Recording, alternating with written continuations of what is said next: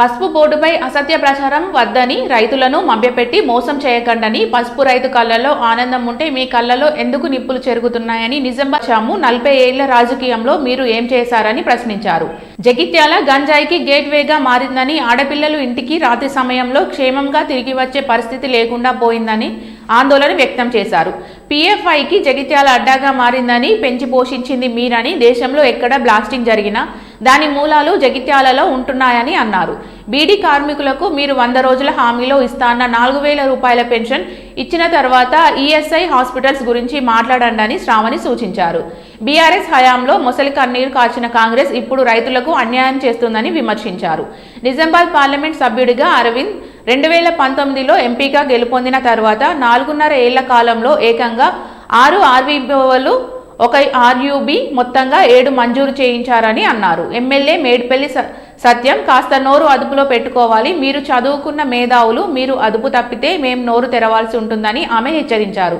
మోడీ సైనికుడు అరవింద్ను గెలిపిస్తే కేంద్ర మంత్రి అయి ప్రాంతాన్ని అభివృద్ధి చేస్తారని, అందుకు ప్రజలు ఆశీర్వదించాలని శ్రావణి కోరారు.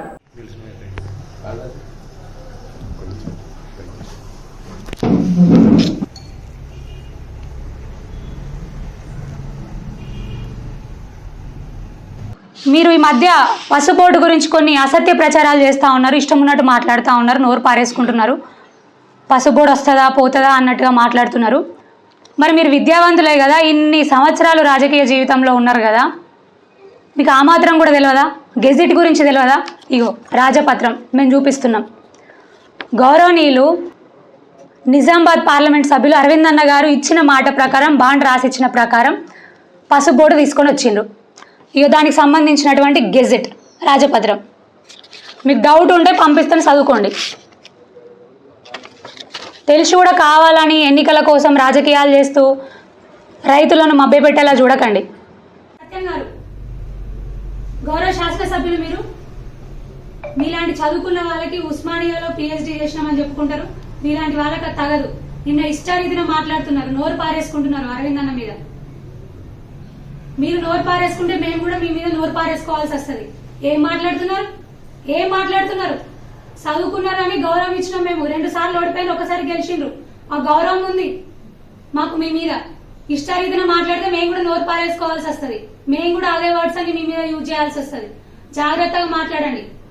అయినా నిజామాబాద్ పార్లమెంట్ ప్రజలను ఒక్కటే కోరుతా ఉన్నాను, మరీ ముఖ్యంగా మా జగిత్యాల జిల్లా ప్రజలు, మా నియోజకవర్గ ప్రజలు. ఎటుగాని పరిస్థితి అయిపోయింది. ఎమ్మెల్యే గెలిచిండు, ఆయన ప్రభుత్వం లేదు. ఒక ప్రభుత్వం ఉంది, ఇక్కడ ఎమ్మెల్యే గెలవలే, ఆయన ఎమ్మెల్సీ ఉన్నాడు. ఇక మళ్ళా పోటీ చేస్తా ఉన్నాడు. ఈయన ఓడిపోతే ఎట్లా మళ్ళీ మంత్రి పదవి ఇస్తారు పిలుచుకొని? ఎమ్మెల్సీ ఉన్నా ఎమ్మెల్యే టికెట్ ఇచ్చిండ్రు, ఎమ్మెల్యే ఓడిపోయినా ఎంపీ టికెట్ ఇచ్చిండ్రు, ఎంపీ ఓడిపోతే కూడా ఎట్లా మళ్ళీ పిలుచుకుని మంత్రి పదవి ఇస్తారు? అప్పుడు మంచిగా మంత్రి అవుతాడు, మంత్రి వస్తాడు, అన్ని రకాలుగా ఫండ్ తీసుకొచ్చే వెసులుబాటు ఉంటది. అప్పుడు ఎట్లా చేయలే, కనీసం ఇప్పుడైనా చేస్తారేమో జీవన్ రెడ్డి అంకుల్. ఎట్లా దేశంలో మోదీ గారు ఖచ్చితంగా వస్తారు. మోదీ గారి మీద ప్రజలందరికీ, ప్రతి ఒక్కరికి నమ్మకం ఉంది. వారి హయాంలో సంక్షేమం, అభివృద్ధి పట్టుకొమ్మలుగా దేశం మారింది అనేటటువంటి నమ్మకం ఉంది. ఎట్లా వారినే గెలిపిస్తారు? మరి ఇక్కడ కూడా వారి అభ్యర్థిగా, వారి సైనికుడిగా అరవింద్ అన్న గారిని గెలిపించినట్లయితే ఈసారి కేంద్ర మంత్రి అవుతారు. అంటే మన జగిత్యాల ప్రజలకి రాష్ట్రంలో ఒక మంత్రి జీవన్ రెడ్డి అంకులు ఉంటారు, అరవింద్ అన్న గారు కేంద్ర మంత్రి ఉంటారు, మంచిగా ఫండ్స్ వస్తాయి. ఆ ఫండ్స్ అన్ని మన జగిత్యాల అభివృద్ధికి మనం యూజ్ చేసుకోవచ్చు. అందుకే జనంతో ఒక్కసారి ఆలోచించండి నేను చెప్పిన విషయాలని. మరి దయచేసి మీ అందరి ఆశీర్వాదాలు కూడా, ప్రజలందరి ఆశీర్వాదాలు కూడా మరొక్కసారి మా మీద ఉండాలని కోరుకుంటా ఉన్నాను.